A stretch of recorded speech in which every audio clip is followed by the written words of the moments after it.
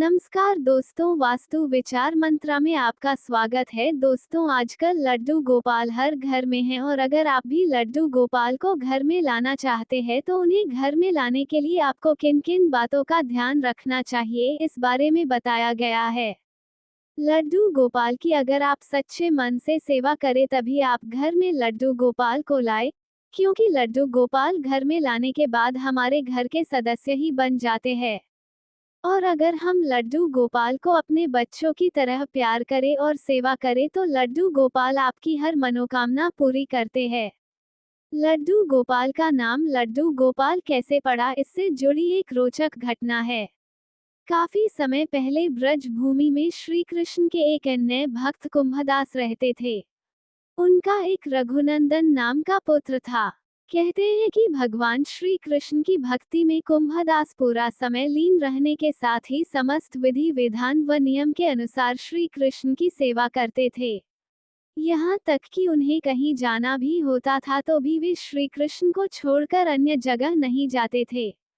उनका मानना था कि ऐसा करने कहीं जाने से श्री कृष्ण की सेवा में कोई विघ्न उत्पन्न हो सकता है। ऐसा करते हुए उन्हें कई साल बीत गए। वहीं वृंदावन से एक दिन उनके लिए भागवत कथा का न्योता आया, जिसे उनके द्वारा पहले तो मना कर दिया, लेकिन भक्तों के अत्यधिक जोर देने पर वे कथा के लिए वृंदावन जाने को मान गए। यहाँ उनकी सोच थी कि भगवान की सेवा की तैयारी करके वे हर रोज कथा करके वापस लौट आएंगे, और ऐसा करने से भगवान का सेवा में कोई विघ्न भी नहीं आएगा। फिर भागवत कथा के लिए जाते समय उन्होंने अपने पुत्र रघुनंदन को समझाते हुए कहा कि वे भोग तैयार कर चुके हैं और रघुनंदन को बस ठाकुर जी को समय पर भोग लगा देना है। इसके बाद कुंभदास भागवत कथा के लिए चले गए। इसके बाद कुंभदास की अनुपस्थिति में उनके आदेश के अनुसार कुंभदास के पुत्र रघुनंदन ने ठीक निश्चित समय पर भोजन की थाली श्री कृष्ण जी के सामने रखी और उनसे सरल मन से आग्रह करते हुए कहा कि ठाकुर जी आओ और भोग लगाओ। रघुनंदन के बाल मन में यह विचार था कि श्री कृष्ण आकर अपने हाथों से भोजन करेंगे, लेकिन श्री कृष्ण जी नहीं आए। इस पर रघुनंदन ने बार बार श्री कृष्ण जी से आग्रह किया, लेकिन भोजन तो वैसा रखा रहा। ये देख रघुनंदन उदास हो गए और उन्होंने रोते हुए पुकारा कि ठाकुर जी आओ और भोग लगाओ। जिसके बाद ठाकुर जी मूर्ति से एक बालक का रूप धारण कर बाहर आए और भोजन करने बैठ गए। श्री कृष्ण जी को भोजन करते देख रघुनंदन खुश हो गया।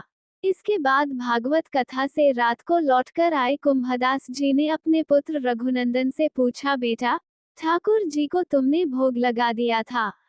इस पर रघुनंदन बोले, हाँ। ये सुनने के बाद कुंभदास जी ने रघुनंदन से प्रसाद मांगा। इस पर रघुनंदन बोले कि ठाकुर जी ने सारा भोजन खा लिया। इस पर कुंभदास जी ने सोचा कि रघुनंदन ने भूख लगने के चलते सारा भोजन स्वयं ही खा लिया होगा। लेकिन इसके बाद तो ये हर रोज की स्थिति हो गई कि भोजन की थाली लगाकर कुंभदास जी जाते और रघुनंदन ठाकुर जी को भोग के लिए आग्रह करते और श्री कृष्ण वहां आकर भोजन कर लेते। वहीं जब कुंभदास जी वापस आकर रघुनंदन से प्रसाद मांगते तो रघुनंदन कहते कि ठाकुर जी ने सारा भोजन खा लिया। हर रोज होने वाली इस प्रक्रिया के बीच कुंभदास जी को शक हुआ कि उनका पुत्र रघुनंदन झूठ बोलने लगा है। ऐसे में एक दिन कुंभदास कहीं बाहर नहीं गए और लड्डू बनाकर थाली में सजाने के बाद छिपकर ये देखने लगे कि रघुनंदन क्या करता है। इस बार भी रघुनंदन ने हर बार की तरह ही इस दिन भी श्री कृष्ण जी को पुकारा तो रघुनंदन की पुकार सुनते ही श्री कृष्ण जी बालक के रूप में प्रकट हुए लड्डू खाने लगे। कुंभदास जी ने जैसे ही ये दृश्य देखा वे दौड़ते हुए आए और बालक के रूप में आए श्री कृष्ण जी के चरणों में गिर गए। इस समय ठाकुर जी के एक हाथ में एक लड्डू और दूसरे हाथ में दूसरा लड्डू मुख के समीप था और वह मुख में जाने ही वाला था कि वे जड़ हो गए। इस घटना के बाद से ही श्री कृष्ण की इसी रूप में भी पूजा की जाने लगी और यहीं से वे कहलाए लड्डू गोपाल। अगर हम एक बार लड्डू घर पर ले आए तो हमें हर हाल में उनका खास ख्याल रखना है।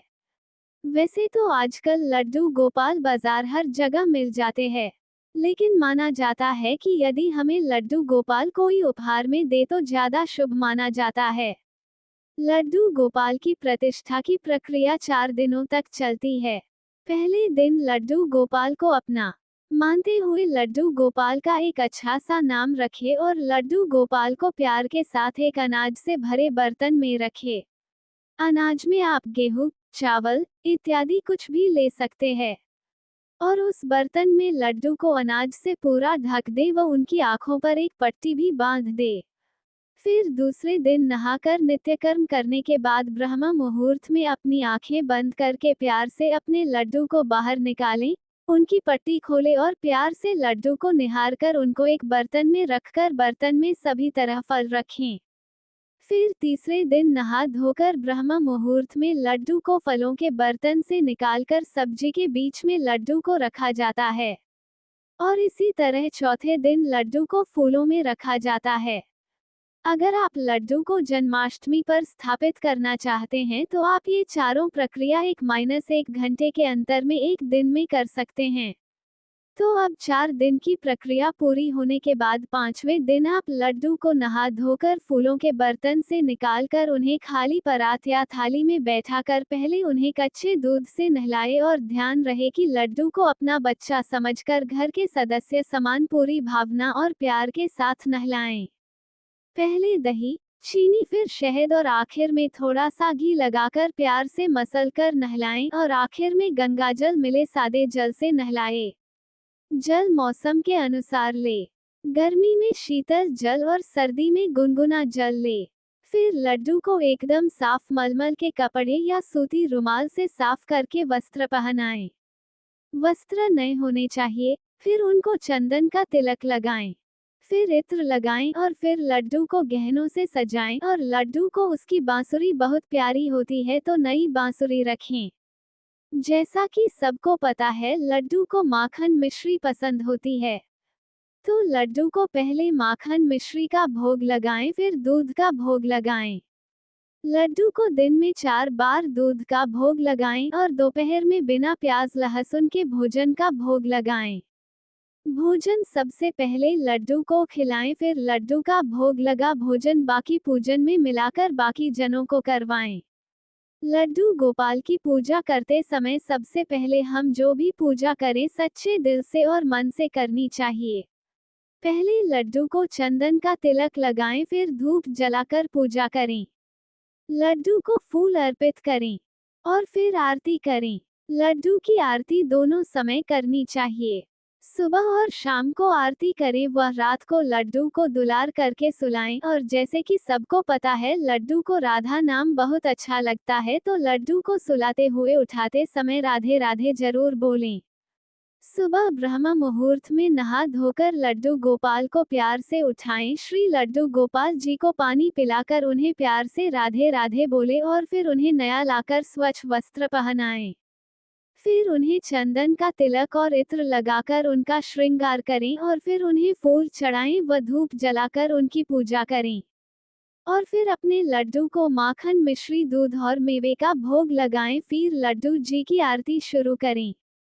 दोस्तों अगर जानकारी अच्छी लगी हो तो वीडियो को लाइक करें शेयर करें। यदि आप चैनल में नए हो तो चैनल को सब्सक्राइब कर ले जिससे आने वाली नई जानकारी सबसे पहले आपको मिल सके।